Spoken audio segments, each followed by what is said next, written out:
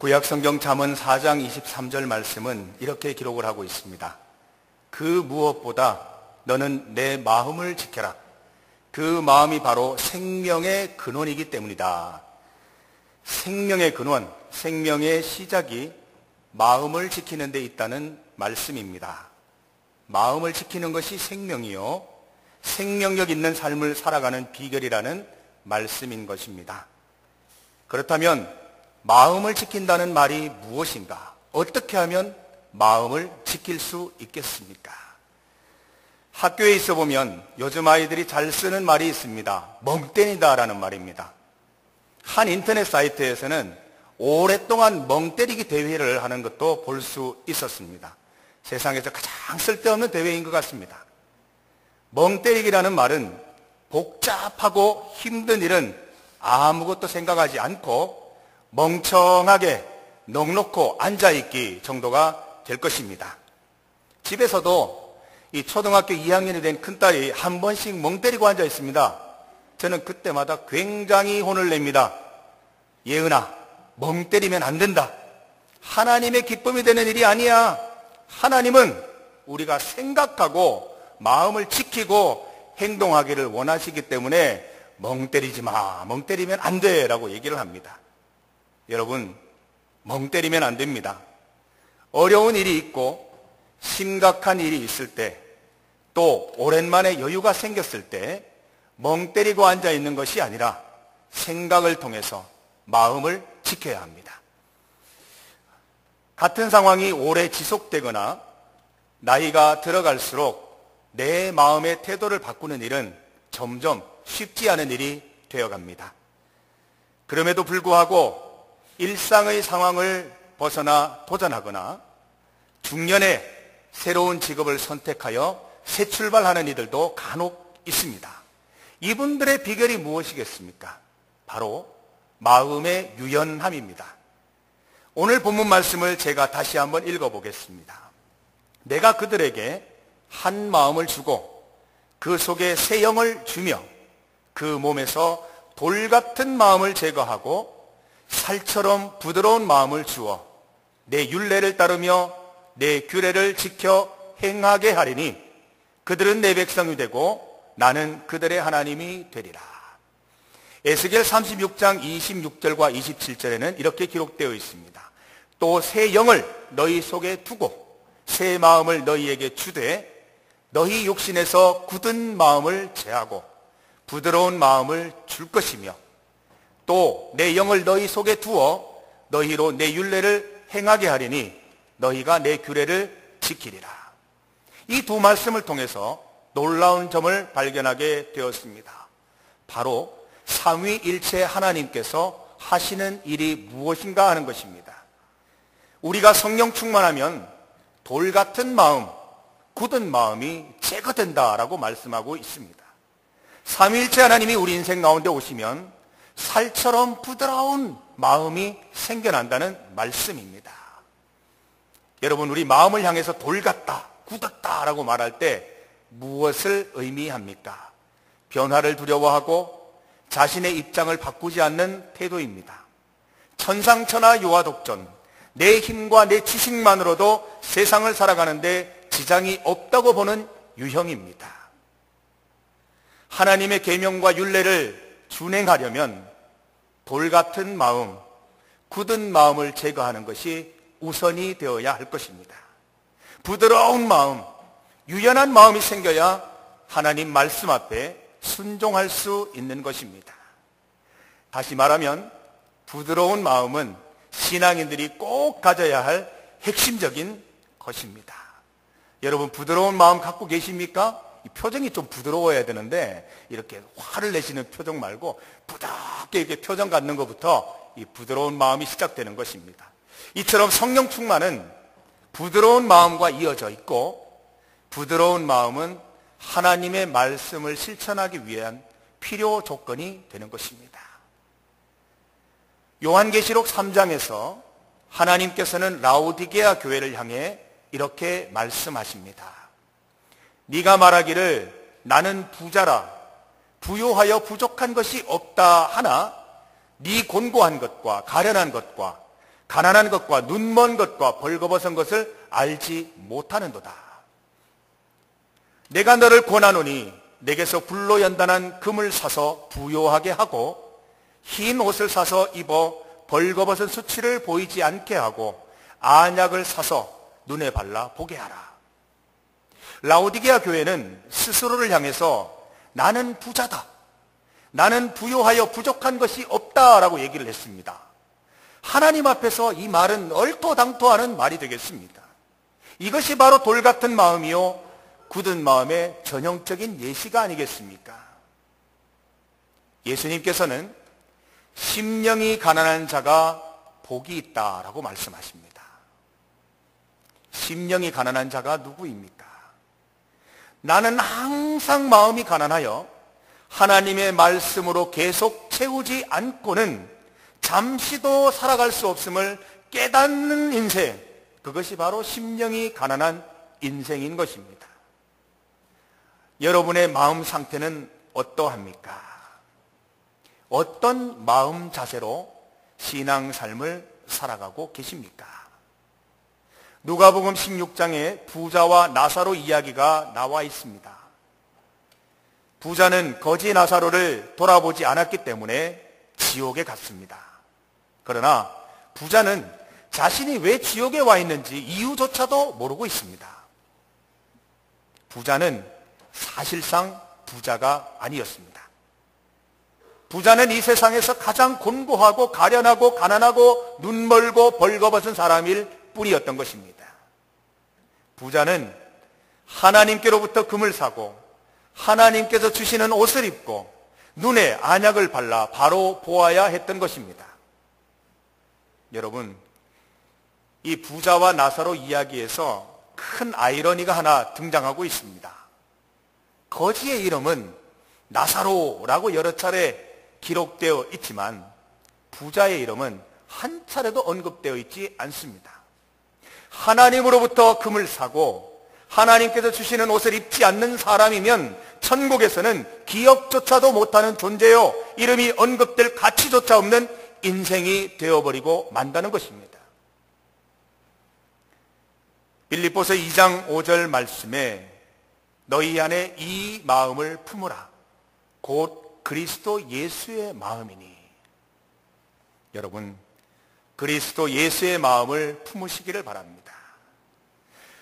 그리스도 예수의 마음으로 교회를 시작했던 초대교회 성도들, 그들에게 일어났던 특별한 사건을 기억하고 계시지 않습니까? 오순절이 되었습니다. 모두 한 곳에 모여 기도를 드리는데 하늘에서 세찬 바람이 부는 듯한 소리가 온 집안을 가득 채우고 혓바닥처럼 갈라지는 것 같은 혀들이 각 사람 위에 임하여 있더라라고 했습니다. 오순절 마가의 다락방에서 120여 명의 신도들이 성령 하나님을 체험하게 된 것입니다. 이들이 성령 충만한 이후에 어떻게 변화되었습니까? 생각이 바뀌고 지금까지의 태도를 바꾸어서 거리로 나가 성령님이 시키시는 대로 방언으로 말하고 담대히 말씀을 선포하고 감옥에 갇히는 것을 두려워하지 않는 인생으로 변모되었습니다. 많은 신도가 한 마음과 한 뜻이 되어 아무도 자기 소유를 자기 것이라 하지 않고 모든 것을 공동으로 사용하였습니다. 사도들은 큰 능력으로 주 예수의 부활을 증언하였고 사람들은 모두 큰 은혜를 받았습니다. 그들 가운데는 가난한 사람이 한 사람도 없었습니다. 땅이나 집을 가진 사람들은 그것을 팔아서 그 판돈을 가져다가 사도들의 발 앞에 놓았고 사도들은 각 사람에게 필요에 따라 나누어 주었다고 했습니다. 여러분, 성령 하나님을 체험하게 되면 이렇게 변모되는 것입니다. 하나님을 바로 믿고 그리스도의 마음을 본받아 살게 되면 이런 신기한 일들을 실천할 수 있게 되는 것입니다. 120여 명의 성도들은 원래는 돌 같은 굳은 마음을 가진 사람들이었습니다. 예수 믿는다는 사실이 들통나지 않기 위해서 숨어 지내고 두려움에 떨었던 사람들입니다. 그러나 하나님께서 성령을 통하여 부드러운 마음을 주셔서 이들이 이전에는 알지 못했던 말과 행동들을 세상에 드러내게 하셨던 것입니다. 여러분, 마음을 지키십시다. 여러분, 부드러운 마음을 가지십시다. 마음을 지키고 부드러운 마음 갖는 것 참 좋은 일이지만 인간의 의지대로 되는 것이 아닙니다. 성령 충만하여 하나님 계명 가운데 살아갈 때 가능한 일입니다. 주여 우리에게 성령 충만함을 주시옵소서. 주여 우리에게 하나님 말씀을 들을 때 부드러운 마음으로 순종할 수 있는 여유를 주시옵소서. 부드러운 마음을 주시옵소서. 기도해야 할 것입니다. 이 거룩한 주일에 하나님께서 이 시간 예배를 드리는 우리 성도님들 모두에게 그리고 저에게 부드러운 마음 주실 것을 간구합니다. 하나님의 계명은 어떤 일이 있어도 꼭 지켜내겠다는 마음을 달라고 기도드리십시다. 하나님께서 기뻐하시는 일이 아니면 철저히 포기하고 외면할 수 있는 용기를 달라고 기도드리십시다. 하나님의 명령이라면 지금까지 고집했던 모든 경험, 지식, 재산도 내려놓고 순종할 수 있도록 기도드리십시다. 지난주에 우리 선생님들 한 20분 정도 모여서 경원고등학교 신우회 예배를 드렸습니다. 그때 선생님들에게 얘기했습니다. 선생님 원래 교편자면 지 몇 년 되셨습니까? 10년 되셨습니까? 30년 되셨습니까? 그 모든 경륜을 내려놓으십시오. 교실에서 지식을 가르치십니까? 그 모든 지식도 내려놓으십시오. 우리가 이 시간 하늘의 지혜를 간구합시다. 선생님, 지혜 없이 아이들을 지도할 수 있습니까? 지혜 없이 아이들 상담할 수 있습니까? 하나님께서 주시는 지혜를 간절히 사모합시다. 선생님들 마음 가운데 있는 굳은 마음 다 내려놓으시고 부드러운 마음으로 성령 하나님께서 주시는 하나님의 지혜로 오늘 남아있는 오후 시간도 우리 아이들을 대하십시다.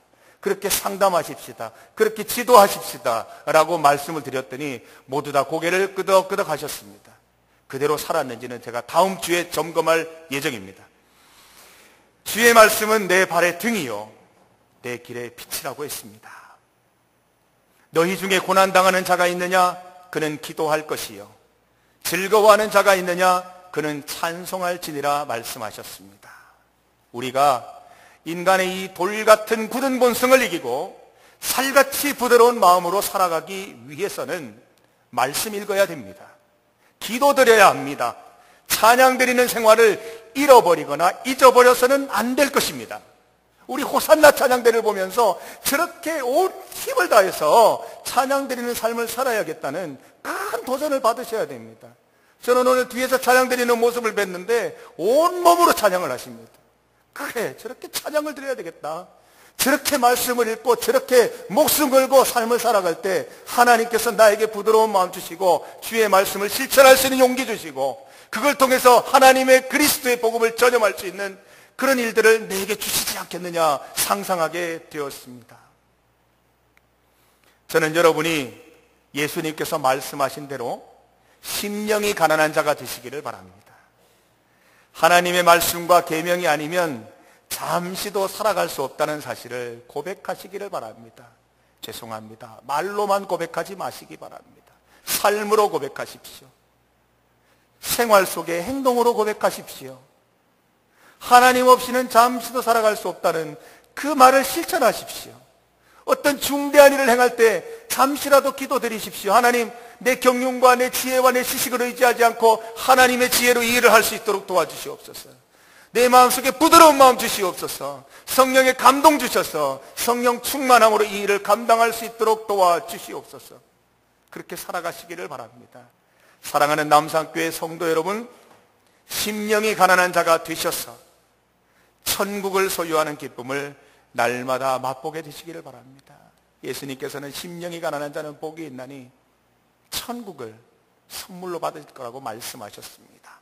심령이 가난할 때 천국은 이 땅에 있는 것입니다. 여러분의 마음이 너무 교만한지 않은지, 내 마음이 너무 내 지식과 경륜을 의지하고 있지 않은지 돌아보시고 오늘부터 내가 죽는 날까지 부드러운 마음을 갖고 예수 그리스도의 심장으로 마음으로 이 땅에서 살아가겠노라 결심하시고 오늘 이 주일 하루를 잘 마무리하시기를 주님의 이름으로 축복합니다. 함께 기도드리겠습니다.